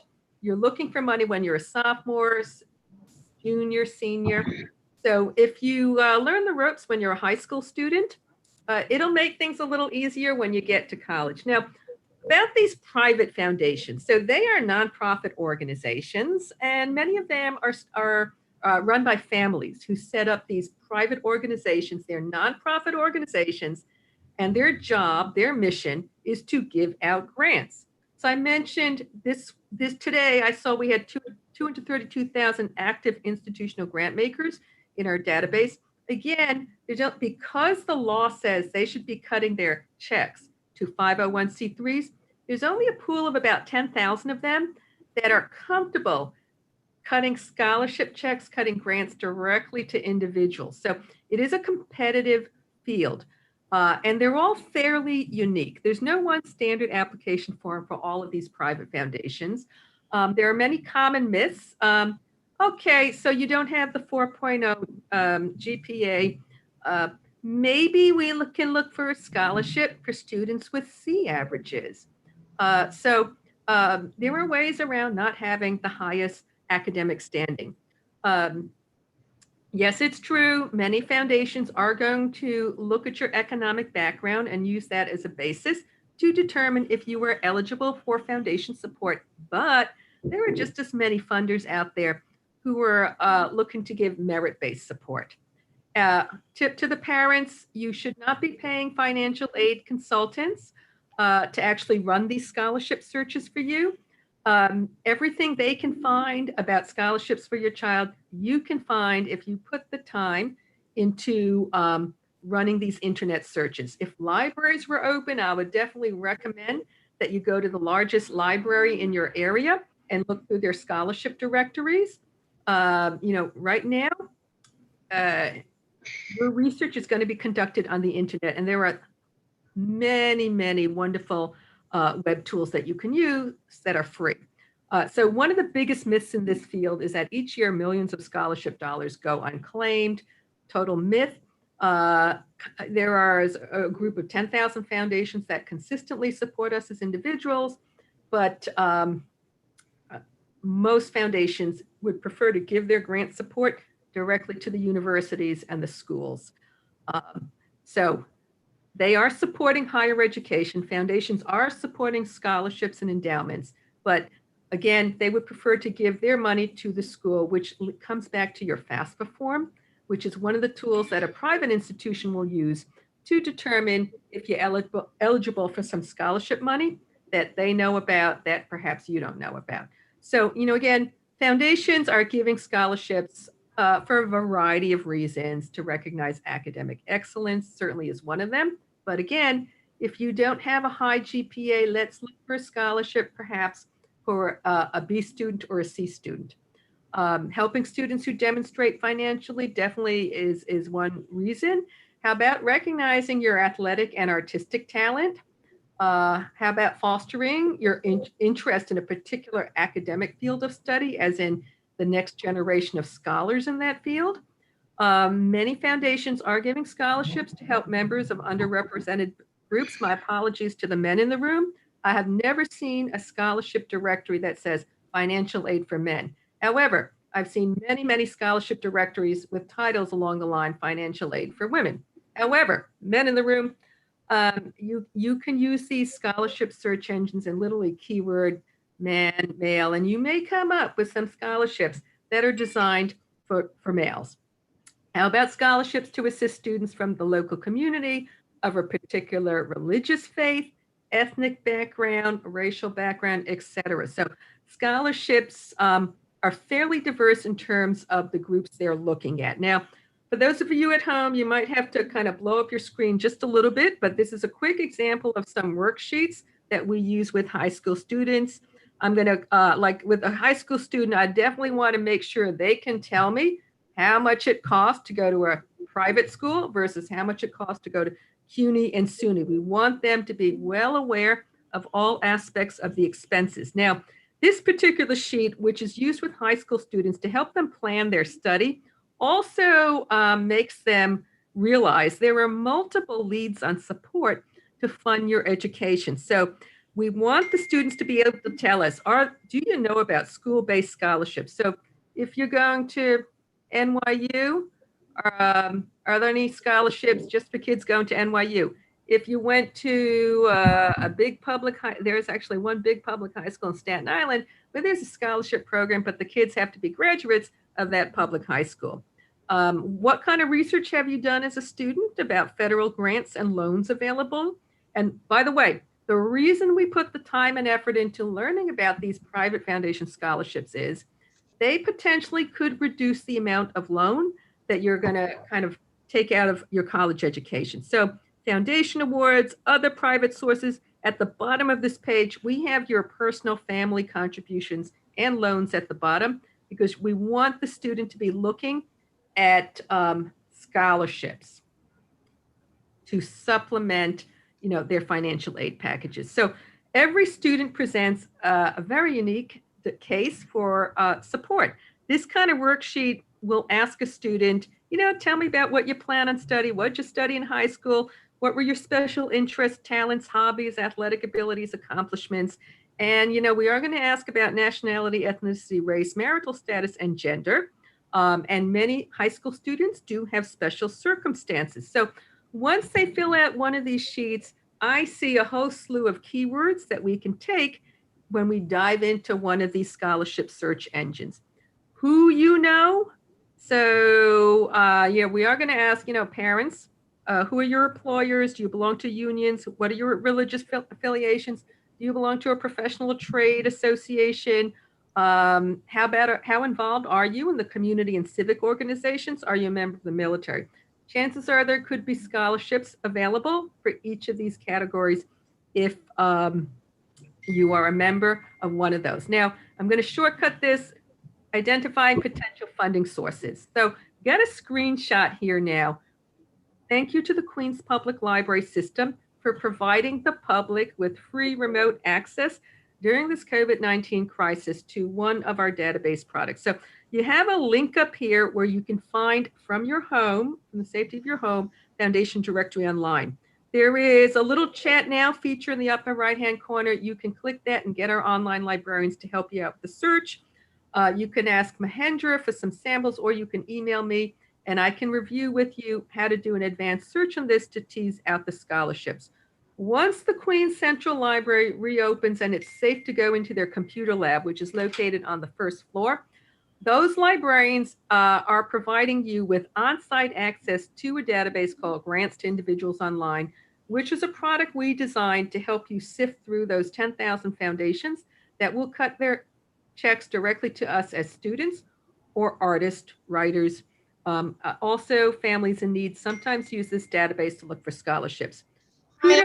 I'm sorry, Susan. We have just very few minutes for questions, and we have a lot of questions. If all of this, we can email it to the parents. Yep. Susan has a really great PowerPoint presentation. I'm just so sorry to jump in, excuse me, and interrupt the presentation, but I know there's a lot of questions in the Q&A. Just one last shout out to the high school principals in Queens.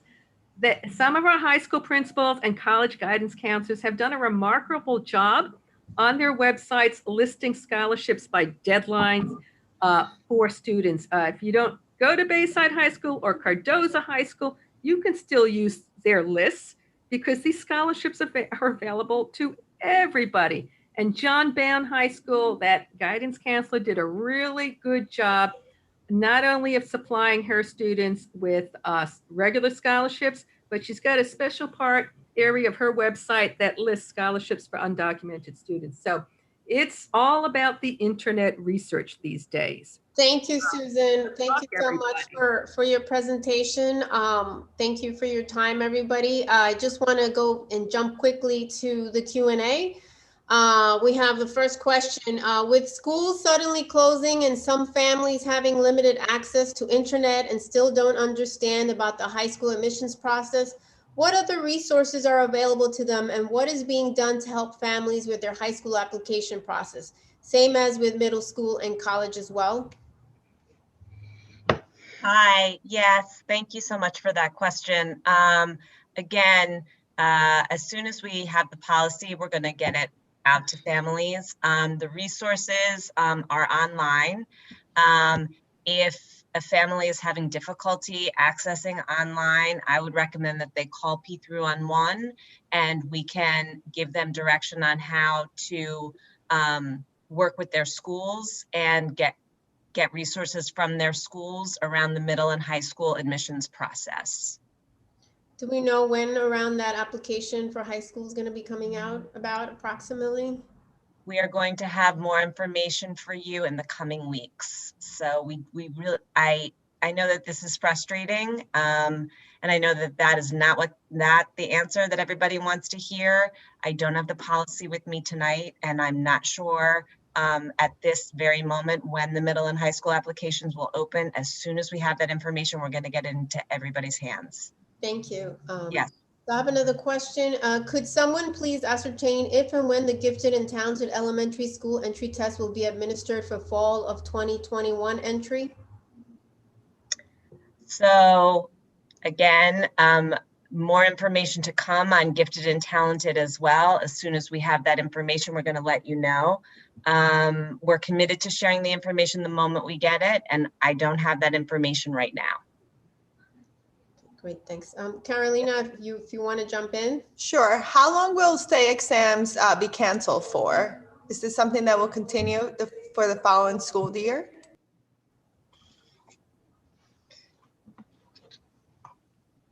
Anybody has an answer for that from DOE?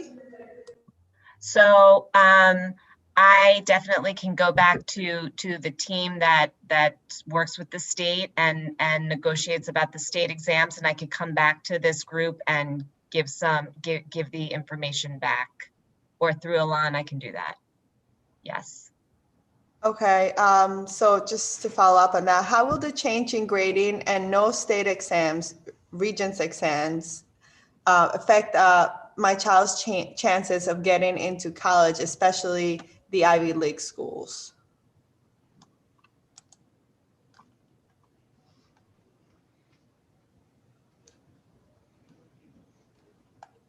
COE.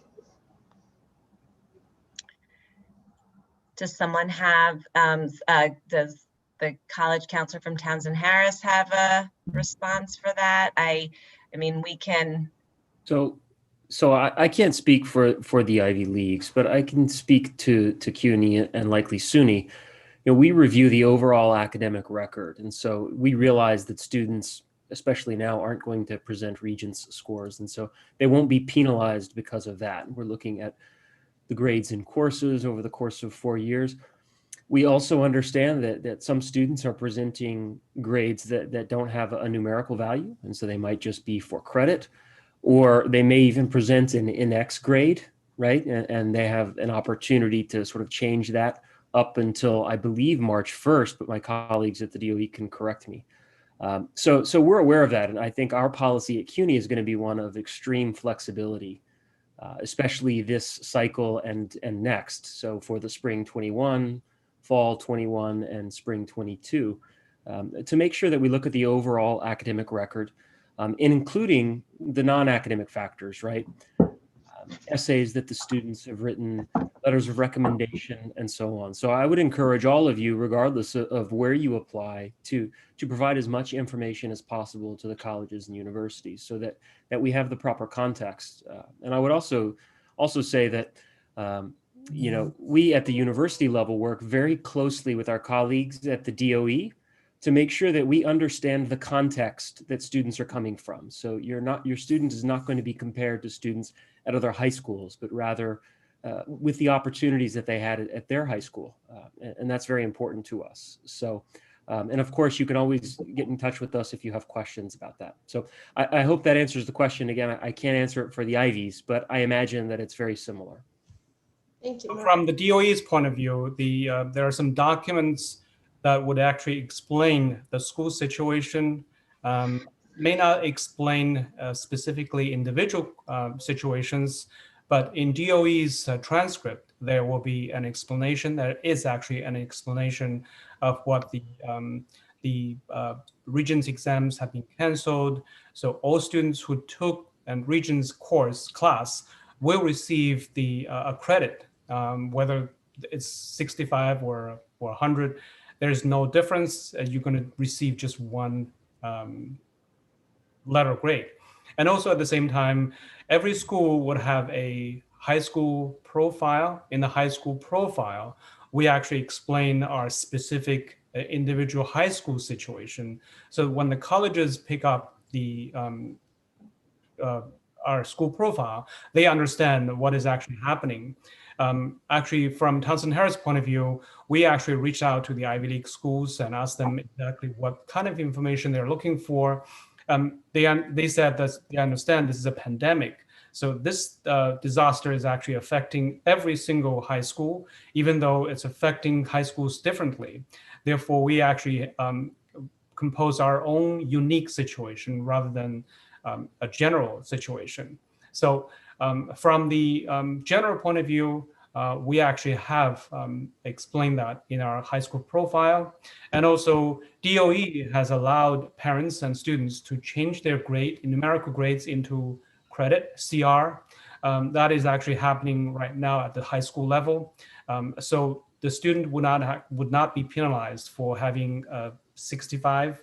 It shows up, it's still going to affect their overall average. If you have a CR, that's not going to be factored into your overall average. So in that sense, DOE is actually taking that into consideration, and that will help individual students. Thank you, Jeremy. Okay, so I have two questions. What are the test dates for specialized high schools? As I said earlier, the specialized high school test will be given. It will be given later this year, and we do not have the dates exactly yet. When we have the dates, we're going to make them public. Thank you. Another DOE question. How long will the new grading policy be in place? It's going to stay as there is, we can see, as far as we can see, a lot of important tests have been canceled, including the January Regents exam, the January Regents English Regents exam, that has been canceled. So far, we really cannot foresee too far. And I saw in the question whether the DOE is going to offer the March SAT exam. At this point, we don't know. Some of my parents asked the question at the parent-teacher conference last week. We just cannot predict that. Thank you. Carolina? Yes. What is Townsend Harris basing their admissions if grades for the 7th grade are currently pass or fail? Yeah, that is a very good question that I'm not able to answer because my assistant principal, who is actually directly involved in the admission process, is also waiting for the DOE's directive on how we are going to evaluate individual applicants. So that question, I'm not able to give you a intelligent answer. No problem. Thank you. This one is for the SAT test. Would it be test that will be provided electronically where kids are going to be taking it home, or would they be going to a site to take the test once the date is set up? Yeah, thank you for asking that. That's a good question, and we are actually working with our partners in the Office of Assessment to determine the safest way to administer the test. And once that is finalized, we will share that information with you. But we are taking safety first into consideration as we make these plans to administer the examination. Thank you.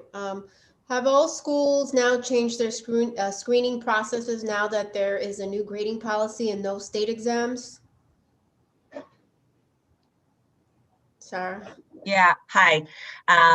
So again, we don't have the policy at this moment on how admissions is going to work for either middle school or high school. So once that policy is in place and public, there will be direction given to schools and families. Thank you.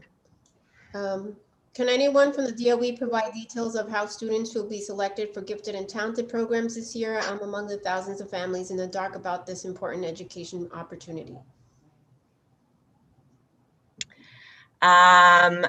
So gifted and talented is also something that is being worked on right now, and we don't have information to give out at this moment.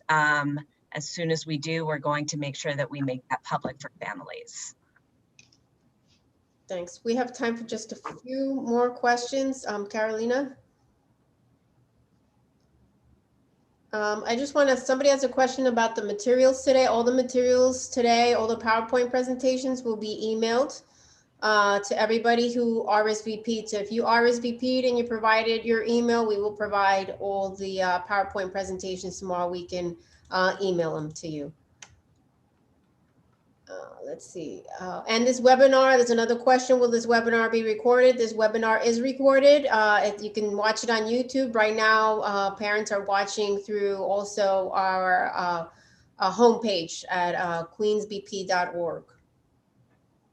This is a question that maybe SUNY and CUNY can answer. The test option and policy for SUNY, I guess, sorry, is the test option and policy for SUNY only available for current high school seniors, or will it apply to the class of 2020? You mean the seniors graduating now going into the freshman year for next fall 2021? Possibly, it just came from a parent. Yeah, so as of right now, the SAT optional are only for fall 2021 and spring 2022. As of right now, we don't know if that may change in the future, but for right now, it's only for next fall and next spring. Thank you. And Mark, I don't know if it's the same, but I want to give you a chance to talk about CUNY. Sure. So CUNY is temporarily test blind for the spring of 21, this coming spring, the fall of 21, this coming fall, and the spring of 22. At the end of that period, we will reassess our policy.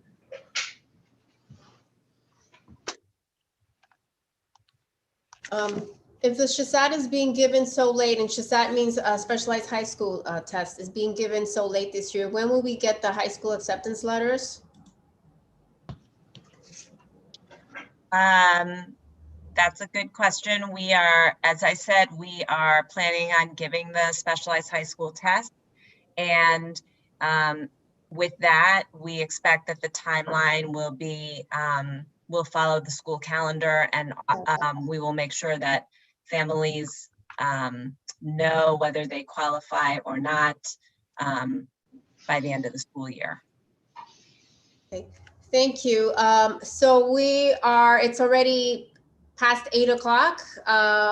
I just want to thank everyone for coming out this evening and joining us virtually.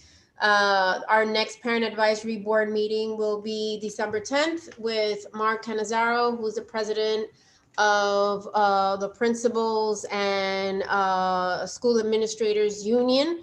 I just want to say, with all of there's still some questions here in the Q&A. So we will answer those questions. If those parents who ask them if they can email me, that way I know your emails and who sent them in, because I would like to get those questions answered. Every question is important for the parents in order to make informed decisions for their child. So I'll give you my email address. I'll give you an easier one. It's education@queensbp.org.